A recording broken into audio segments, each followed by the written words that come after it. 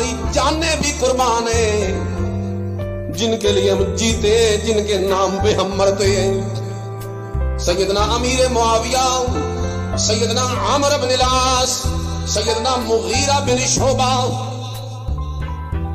یہ وہ صحابہ کرام جو میرے نبی کریم کی تربیت میں آئے، جن کے سینے چمکے میرے نبی کی تربیت سے، جن کی آنکھوں نے ڈائریکٹ دیدار کیا آمنہ کے لال کا، جن کے ہاتھ میرے نبی سے مصافحے کرتے رہے، جن کے سینے میرے نبی کے سینے کے ساتھ لگتے رہے، معانقے ہوتے رہے، جو میرے نبی کی مجلس میں بیٹھتے رہے، جنہیں میرے نبی کی صحبت میسر آ گئی، جو میرے نبی کریم کے ساتھ سفر کرتے رہے، جو میرے نبی کے ساتھ جہاد کرتے رہے، جو میرے نبی کے ساتھ قتال کرتے رہے، جو میرے نبی کے پیچھے نمازیں پڑھتے رہے، جو میرے نبی کے ساتھ دن رات رہتے رہے، جو میرے نبی کی باتیں سنتے رہے، جو میرے نبی سے دین سیکھتے رہے، جو میرے نبی کی حدیثیں ڈائریکٹ سنتے رہے، جو میرے نبی کریم کی محفل میں آئے، مجلس میں آئے، خصلت اپنائی میرے نبی کریم کی، اسلام قبول کیا، عادات جاہلیت کو چھوڑا، کفر کو چھوڑا، شرک کو چھوڑا، ہر چیز کو میرے نبی پہ قربان کر دیا، اپنی جان کو قربان کرنے کا جذبہ رکھا، اپنے مالوں کو میرے نبی کے لیے لٹا دیا، میرے نبی کے نام پہ جیتے مرتے رہے، میرے نبی کے نام پہ ہر بات ماننے کے لیے تیار ہوتے رہے، اور کس طریقے سے گھروں سے نکالے گئے، کس طریقے سے مارے گئے، کس طریقے سے پیٹے گئے، کس طریقے سے وطن سے بے دخل کر دیا گیا، کس طریقے سے انہیں مکہ سے مظلوم بنا کے نکال دیا گیا، کس طریقے سے صحابہ نے ظلم برداشت کیے، کس طریقے سے صحابہ نے ہر قسم کا جبر اور تشدد برداشت کیا، اور اس مشکل وقت میں میرے نبی کا سہارا بن کے کھڑے ہو گئے۔ یہ کریم جنہیں دیکھ کے اپنے سینے میں ٹھنڈ محسوس کرے، جنہیں دیکھ کے میرے نبی خوش ہو جائے، جنہیں دیکھ کے میرے نبی کے دل کو تسلی ہو جائے، جنہیں دیکھ کے میرا نبی کریم خوشی سے جھوم اٹھے، جو میرے نبی کریم کی مشکلیں پریشانیاں دور کرنے کے لیے اپنے تن من دھن کو حاضر کر دے، جن کی تعریفیں توصیفیں عرشوں پہ اللہ کا قرآن کرے، اولئک هم الصادقون،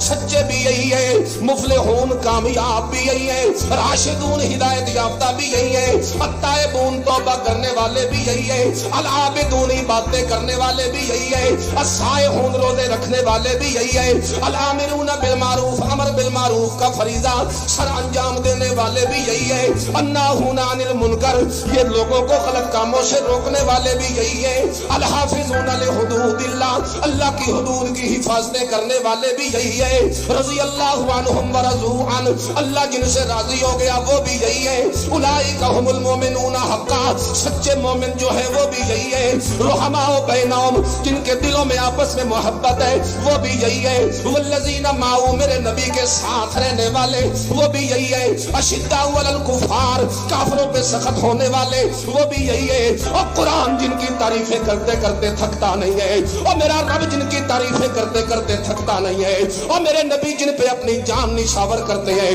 اور میرے نبی جن کو دیکھ کے خوش ہوتے رہتے ہیں، جنہوں نے دین ہم تک پہنچایا، کلمہ نبی سے لے کے ہمیں دیا، نماز نبی سے لے کے ہمیں دی، روزہ نبی سے لے کے ہمیں دیا، حج نبی سے لے کے ہمیں دی، اخلاق نبی سے لے کے ہمیں دیے، عادات نبی سے لے کے ہمیں دی، قرآن نبی سے لے کے ہمیں دیا، رمضان نبی سے لے کے ہمیں دیا، سیام نبی سے لے کے ہمیں دیا، قتال نبی سے لے کے ہمیں دیا، جہاد نبی سے لے کے ہمیں دیا، اور جنہوں نے میرے نبی کا پورا دین ہم تک پہنچایا، آج ہم کتنے بے غیرت ہیں، ہم انہی پہ اپنی زبانیں کھولتے ہیں، لعنت ہو ایسی زبان پہ، اس زبان میں کیڑے پڑ جائیں جو صحابہ پہ تنقید کرتی ہے۔ آپس میں اگر ان کے کوئی معاملات ہیں اور وہ ایک دوسرے کے متعلق بات کرتے ہیں تو وہ ان کا حق بنتا ہے، بولیے وہ ان کا، تجھے مجھے کوئی ریب نہیں دیتا، اپنی حیثیت تو پہلے ہم دیکھیں، ہمارا کیا مقام ہے کہ ہم صحابہ کے بارے میں اپنی زبانیں کھولیں، جو دشمن صحابہ کے وہ تو کرتے ہی کرتے، ان سے تو ہمیں گلا نہیں،